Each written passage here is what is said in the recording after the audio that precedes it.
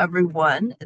Another book today at Cindy Harper Speaks, and we're going to read a story. I've recorded it before, but this is a different version, and this story has been retold by many, so I hope you enjoy it. I haven't read this one yet, but it looks very good.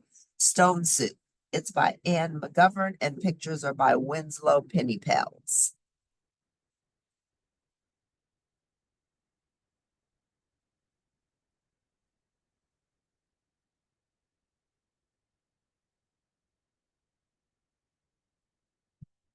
Oh, he looks desperate. Young man was walking. He walked and he walked. He walked all night and he walked all day. He was tired and he was hungry. At last he came to a big house. What a fine house, he said. There will be plenty of food for me here. He knocked on the door. A little old lady opened it. Good lady, said the young man, I am very hungry. Can you give me something to eat? I have nothing to give you, said the little old lady. I have nothing in the house. I have nothing in the garden. And she began to close the door. Stop, said the young man. If you will not give me something to eat, will you give me a stone? A stone, said the little old lady. What will you do with a stone? You cannot eat a stone. Ah, said the young man, I can make soup from a stone. Now the little old lady had never heard of that. Make soup from a stone? Fancy that. There are stones in the road, said the little old lady. The young man picked up a round gray stone. This stone will make wonderful soup, he said. Now get me a pot. The little old lady got a pot, filled the pot with water, and put it on the fire, the young man said. The little old lady did as she was told, and soon the water was bubbling in the pot. The young man put the round gray stone into the pot. Now we will wait for the stone to cook into soup, he said. The pot bubbled and bubbled. After a while, the little old lady said, This soup is cooking fast. It is cooking fast now, said the hungry young man, but it would cook faster with some onions. So the little old lady went to the garden to get some yellow onions.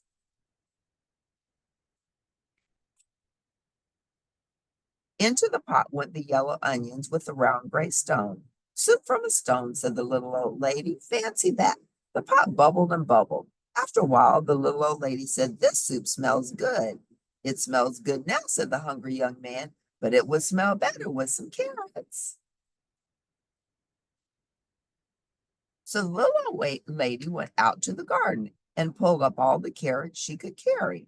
Into the pot went the long, thin carrots with the yellow onions and the round gray stone. Soup from a stone, said the little old lady. Fancy that. The pot bubbled and bubbled. After a while, the little old lady said, This soup tastes good. It tastes good now, said the hungry young man, but it would taste better with beef bones. So the little old lady went to get some juicy beef bones. Into the pot went the juicy beef bones, and the long thin carrots, and the yellow onions, and the round gray stone. Soup from a stone, said the little old lady. Fancy that. The pot bubbled and bubbled. After a while, the little old lady said, This soup is fit for a prince. It is fit for a prince now, said the hungry young man, but it would be fit for a king with a bit of pepper and a handful of salt. Look, she's getting these beef bones from the doghouse. And the dog's looking at her sadly. Look, he's crying. She's taking all my bones.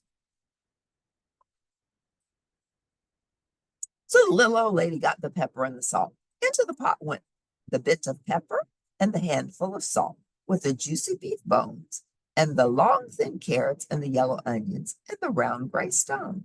Soup from a stone, said the little old lady. Fancy that.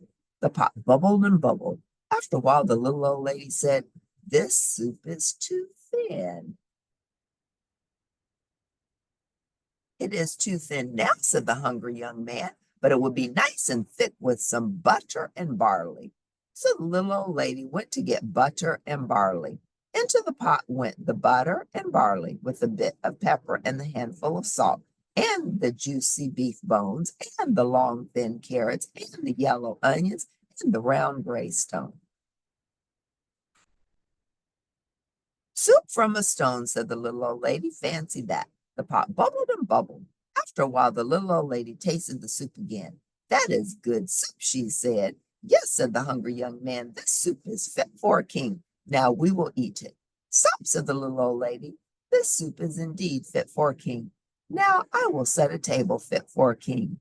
So she took out her best tablecloth and her best dishes. Then the little old lady and the hungry young man ate all the soup. The soup made with the butter and barley and the bit of pepper and the handful of salt and the juicy beef bones and the long thin carrots and the yellow onions and the round gray stone.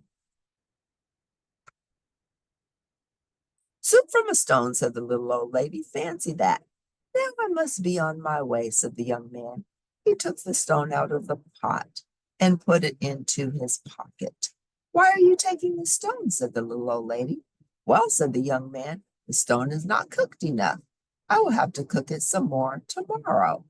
And the young man said, Goodbye. He walked on down the road. He walked and he walked.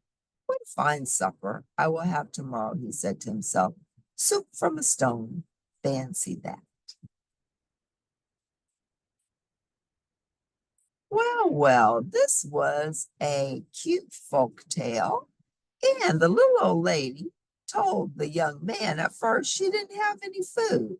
Then, when he was telling her what he needed, she went to the garden. She got the onions and the carrots. She got the juicy beef bones from her dog's house. She had salt. She had pepper. So was she holding out? She had food all along. Isn't this interesting? Well, anyway, they shared a fine meal. Maybe she didn't realize what she could do with that which she had. So the young man came along, and then they had a big old pot of stone soup. If you liked stone soup, please press like, and I'll see you next time at Cindy Harper Speaks. Thanks for tuning in, and bye for now.